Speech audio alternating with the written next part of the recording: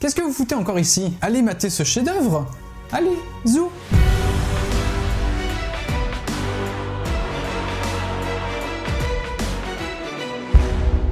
Pour ceux qui sont encore là, vous l'avez lu au titre, on va parler d'Arcane, mais pas que. Vous pouvez déjà vous abonner, laisser un petit pouce bleu et un commentaire, et aussi activer la cloche pour vous rendre au courant des sorties de la chaîne. D'ailleurs, merci beaucoup pour vos retours sur ma dernière vidéo sur l'histoire de Pixar. Ça m'a fait extrêmement plaisir, donc merci beaucoup.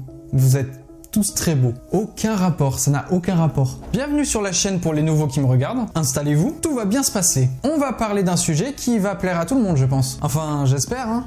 Faut pas déconner. Donc, comme je l'ai dit tout à l'heure, on va traiter de la série Arcane, sortie le 6 novembre dernier sur Netflix, et qui s'est achevée il y a quelques jours. Et mon dieu, quelle série! Je tiens à préciser que cette vidéo ne contiendra pas de spoil, ou du moins je n'utiliserai que les images provenant des trailers disponibles sur YouTube. En grand passionné d'animation, de process de développement et de making-of, on ne traitera pas forcément de chaque épisode séparément, mais de la globalité de la série, et surtout du travail fourni par le studio de création derrière tout ça. Fortige Productions, studio bien de chez nous, bien français, bien saucisson. En effet, Arcane est une série télévisée d'animation franco-américaine, produite par Riot Games et prenant sa place dans l'univers du jeu vidéo League of Legends, et du coup réalisée par Fortige Productions. Alors pour autant je ne joue pas au jeu, concrètement je m'en carre le fiac, ça ne m'intéresse que très peu de sentir le slip dans ma chambre après 5 heures de game de LoL d'affilée.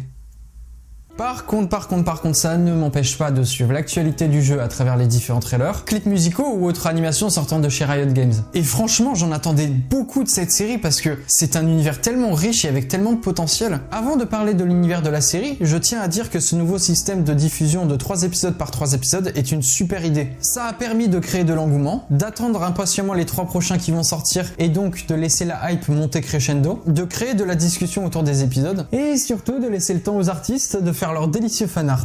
Ah oui, noyez-moi. Donc oui, Arcane. En résumé, la série a lieu dans le monde de Runeterra, l'univers fictif de Riot Games dans lequel prend place le jeu League of Legends. L'intrigue se déroule plus précisément dans les cités de Piltover et Zone. Piltover constituant la partie supérieure et développée de la cité, et Zone, ville souterraine à l'air toxique, en proie à la pauvreté, la violence et l'insécurité. Le scénario suit principalement Vi et Powder, deux sœurs ayant grandi à Zone et dont leur destin difficile mènera à leur séparation. On suit également les aventures de Jess et Victor, deux scientifiques de Piltover, cités à la pointe du progrès ayant découvert un moyen d'utiliser l'Hextech, le nom de la magie présent dans cet univers, leur permettant de grandes avancées technologiques. On ne va pas résumer l'histoire de chaque personnage, bien qu'ils sont tous très intéressants et bien écrits. Il faut juste noter que Arcane possède un univers aux intrigues politiques et sociologiques, avec un prisme plus adulte, et des personnages moins manichéens que ce qu'on a l'habitude de voir. Piltover n'est pas que lumière et beauté, et Zone abrite aussi de nombreux habitants, pleins d'espoir de pouvoir vivre un avenir meilleur, malgré leurs conditions difficiles. Voilà donc le résumé de Arcane, ça donne envie hein, parce qu'il faut aussi savoir que cette série, bien que mettant en scène des personnages de League of Legends qu'on appelle des champions, elle arrive à complètement se détacher du jeu, c'est-à-dire qu'elle se suffit à elle-même. Certes, si on a joué au jeu, on est content de reconnaître chaque champion, voire certaines refs, mais Arcane arrive à nous convaincre par cet univers sans nous laisser sur le bas-côté. Le lore est foisonnant d'inventivité, mais on ne se sent à aucun moment écrasé ou délaissé. Et ça, c'est bien joué de leur part. Arcane est écrite et produite par Riot Games,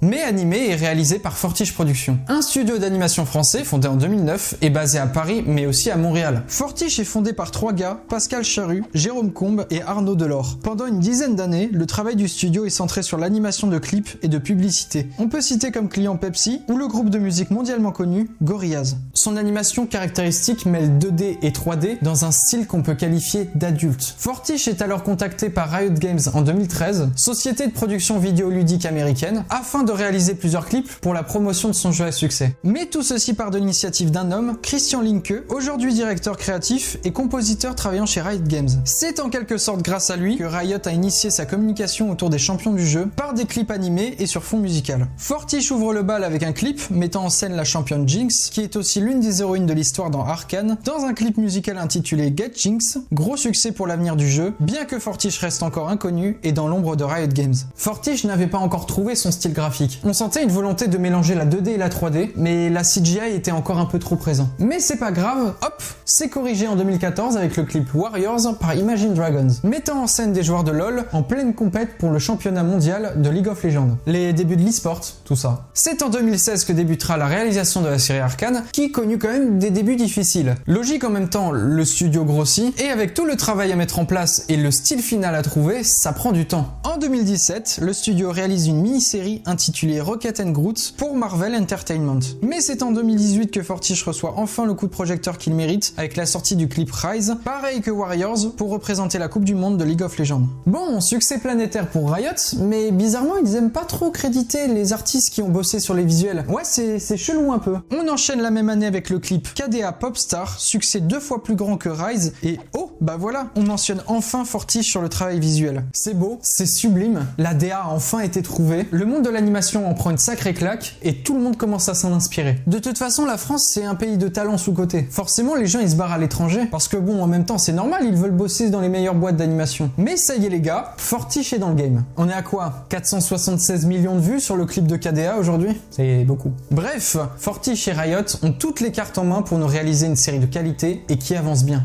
La série est révélée à l'occasion du 10e anniversaire de League of Legends en octobre 2019. À sa sortie en 2021, la série Arcane est un succès et l'animation de Fortiche est particulièrement remarquée. Le 21 novembre dernier, peu après la diffusion des derniers épisodes de la première saison, Riot Games et Netflix annoncent la production d'une deuxième saison pour la série. Riot a réussi son pari de mettre en place une série d'animation sur Netflix basée sur l'univers d'un jeu vidéo. C'est rare comme succès et ça a le mérite d'être souligné, donc bien joué les gars. Alors pourquoi j'ai autant aimé cette série? Et il faut reconnaître son succès mondial aussi. Top 1 sur Netflix, c'est pas rien quand même, surtout pour une série d'animation. Et ça a donné un sacré coup de pub au milieu. Bon, déjà il faut noter que le visuel est tout aussi bon que le scénario. On est sur un style propre à Fortiche, donc avec de la 3D mais texturée d'une manière qu'on dirait de la 2D peinte. On pourrait faire le parallèle avec les films de Sony Pictures comme Spider-Man Into the Spider-Verse sorti en 2018 ou The Mitchell vs The Machine sorti cette année. Le monde de Runeterra a un univers très axé steampunk victorien comme on peut le retrouver dans les jeux vidéo à succès tels que BioShock ou Dishonored. On aime bien le steampunk ici et on est plongé dès le début de la série dans une ambiance sombre et adulte qui ne manquera pas d'occasion de nous rappeler la dure réalité de ce monde. Le scénario de Arcane se concentre sur peu de champions au final. On n'a pas un fourre-tout de personnages pour faire du fanservice comme on pourrait s'attendre d'une série tirée d'un jeu vidéo comportant une foisonnance de persos jouables. L'histoire se concentre surtout sur le duo de sœurs Vi et Powder, ce qui n'enlève rien au fait que les personnages secondaires sont excellents et tous bien écrits en fonction de là où ils ont évolué, du protagoniste Silco des bas-fonds de Zone à la politicienne Mel de la glorieuse cité de Piltover, en passant par Caitlyn, la tireuse d'élite. Dans ce récit, il n'y a pas vraiment de méchants à proprement parler. La vision des choses n'est pas binaire, mais ça de toute façon ça se fait de plus en plus. La pop culture telle qu'on la connaît délaisse peu à peu cette vision manichéenne des choses. Pour ce qui est de l'aspect technique, j'aime bien parler technique, on peut noter une montée en puissance dans les épisodes qui est monstrueuse. Ce dont j'ai compris, les épisodes ont été produits dans l'ordre de diffusion, soit logiquement une amélioration dans les prises de risque visuelles et scénaristiques. Le générique est magnifique, et c'est rare que je mate une série ou un animé en laissant à chaque fois le générique faire sa vie avant de reprendre l'épisode. Générique dans lequel on retrouve le nom de Fortiche Productions. L'entièreté de l'animation de Arcane est réalisée à la main, c'est-à-dire que la production ne s'est pas aidée de certaines techniques bien pratiques comme la motion capture très souvent utilisée aujourd'hui pour faciliter le travail d'animation. La charge de travail était donc monstrueuse car peu de temps d'animation est réalisé à la journée. On parle en quoi 0,7 secondes d'animation par jour sur des épisodes de 40 minutes? Oh seigneur. Le travail de texture 2D sur les personnages 3D est complété par une étape essentielle mais trop peu connue dans le pipeline de production, le compositing. C'est une étape indispensable pour donner de la profondeur et plus de corps à une image. L'exemple le plus parlant est celui du film d'animation Klaus, sorti lui aussi sur Netflix. Un petit bijou à vite aller voir. En plus, c'est bientôt Noël. Outre l'animation des personnages, ce sont les décors de la série qui sont tous plus bluffants les uns que les autres. Les éléments du décor sont mixés avec de la 3D et du concept art, avec un système de caméra mapping, un algorithme qui crée une sorte de projection du décor sur un plan 3D pour donner de la profondeur. Le monde joue sur les stéréotypes d'une cité verticale. On a un vrai décalage de style entre Piltover et Zone, décalage appuyé par cette caméra qui se balade et n'hésite pas à jouer avec les angles de vue. Le visuel sert la narration. Les scènes d'action sont aux petits oignons avec un montage, un cadrage et un sound design de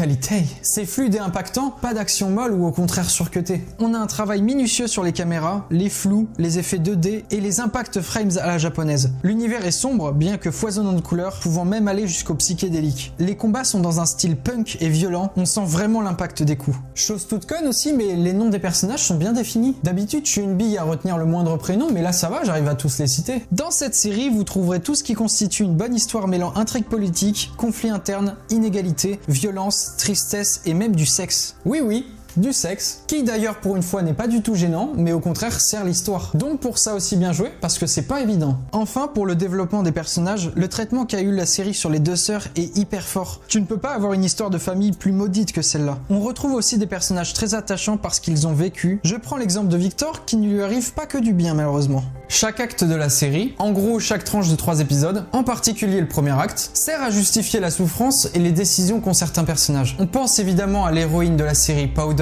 ou plutôt Jinx, hein. Toi-même tu sais. Je sais que beaucoup d'entre vous comme moi ont été pas mal frustrés par rapport à certains personnages secondaires, comme par exemple Echo ou même Kathleen, mais j'imagine qu'ils seront bien plus présents dans la saison 2, comme plein de personnages d'ailleurs. Enfin bref, la série Arcane, c'est 6 heures de pur plaisir. Le style graphique est magnifique, l'animation repousse les limites, et la musique est très présente dans cet univers, car elle aide la narration à certains moments. Mes 2 moments préférés de la série sont mis en lumière par la bande musicale. En même temps avec Woodkid, tu ne peux pas être déçu. Faut aussi noter que l'ayant vu en français, les voix sont excellentes, vraiment il n'y a rien à redire tellement c'est propre. Continuez à recruter des comédiens de doublage de talent et pas forcément une énième star de cinéma pour faire gonfler l'intérêt d'une série. J'étais en colère, tout comme toi. Je nous ai fait traverser ce pont. En tout cas, bravo à Riot pour ce scénario et cette bande sonore. Et enfin, bravo à Fortige de s'être enfin mis dans la lumière par la qualité de ses visuels. Vous méritez 1000 fois la vague d'étudiants en cinéma d'animation que vous allez vous prendre dans la tronche dans les mois à venir. Notez d'ailleurs que certains anciens étudiants de mon école ont bossé sur la série Arcane. Et ça, c'est stylé. Enfin bon, ils ont mis 6 ans à réaliser la première saison de la série Arcane. Mais vu l'épisode 9, la suite doit vraiment vite arriver parce que là... Heureusement, ils ont annoncé qu'ils étaient en pleine production pour la saison 2, qui arrivera dans le courant de 2023, j'espère. S'il vous plaît. J'espère que cette critique beaucoup trop positive pour Arcane vous a plu. Ça m'a fait tellement plaisir de faire une vidéo dessus. Et puis j'étais obligé d'en parler. Pour moi, c'est la série d'animation de l'année, voire même de la décennie, vraiment. N'hésitez pas à laisser un pouce bleu et aussi à me dire en commentaire ce que vous aussi vous avez pensé de Arcane. Oh, et aussi me dire en commentaire quel est votre personnage préféré de la série. Perso, moi c'est Victor. Ou non, plutôt Kathleen. Ah, quoique Vi et Jinx quand même. Sur ce les amis, je vous dis à bientôt pour une prochaine vidéo traitant d'animation. Surtout prenez soin de vous et encore une fois, n'arrêtez jamais de rêver.